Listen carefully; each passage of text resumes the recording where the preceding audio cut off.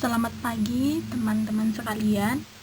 Perkenalkan, nama saya Vera Lumbengaol dari kelas Pendidikan Bisnis Reguler A 2017 di Universitas Negeri Medan. Di sini saya akan menjelaskan mengenai teknik memimpin diskusi kelompok kecil. Nah, sebelum kita memasuki teknik memimpin diskusi kelompok kecil, ada baiknya saya menjelaskan pengertian diskusi kelompok kecil terlebih dahulu.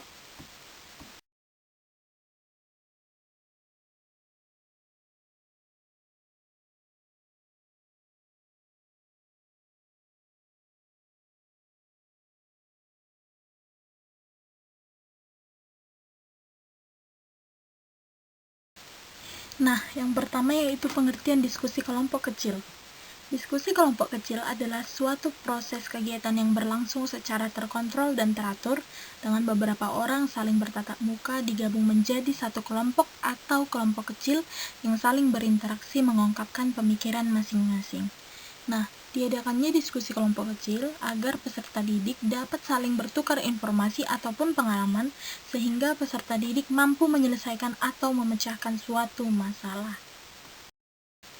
Nah, tadi kita telah membahas pengertian diskusi kelompok kecil. Nah, di sini kita akan membahas tujuan diskusi kelompok kecil. Yang pertama yaitu agar peserta didik dapat memberi dan menerima informasi baru maupun pengalaman dalam memecahkan suatu masalah. Yang kemudian agar peserta didik dapat mengembangkan pengetahuan dan kemampuan untuk berpikir dan berkomunikasi dengan orang lain. Yang ketiga, melibatkan peserta didik dalam perencanaan dan pengambilan keputusan. Nah, ini yang menjadi tujuan diskusi kelompok kecil.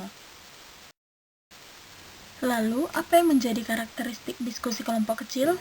Yang pertama yaitu terdiri dari beberapa individu atau menjadi sekelompok individu. Yang kemudian yang kedua yaitu terjadi interaksi tatap muka atau bertemu langsung. Kemudian yang ketiga memiliki tujuan. Yang pasti ini sudah menjadi salah satu ciri-ciri diskusi ya untuk mendapat suatu tujuan. Kemudian yang keempat adanya kerjasama. Kemudian yang kelima mematuhi aturan dalam diskusi kelompok tersebut. Kemudian komponen membimbing diskusi kelompok kecil. Yang pertama itu memusatkan perhatian, kemudian memperjelas masalah, menganalisis pandangan siswa, meningkatkan kontribusi siswa, menyebarkan partisipasi siswa, dan menutup diskusi. Inilah yang menjadi komponen membimbing diskusi kelompok kecil. Ini bagi tenaga pendidik pastinya. Nah, berikut hal-hal yang perlu diperhatikan dalam diskusi kelompok kecil. Yang pertama yaitu diskusi dalam suasana terbuka, kemudian yang kedua yaitu perencanaan yang baik yang terdiri dari pemilihan topik, ini sesuai dengan minat dan kemampuan siswa, serta dapat bermakna ya. Kemudian yang kedua yaitu penetapan jumlah kelompok, yang ketiga pengaturan tempat duduk.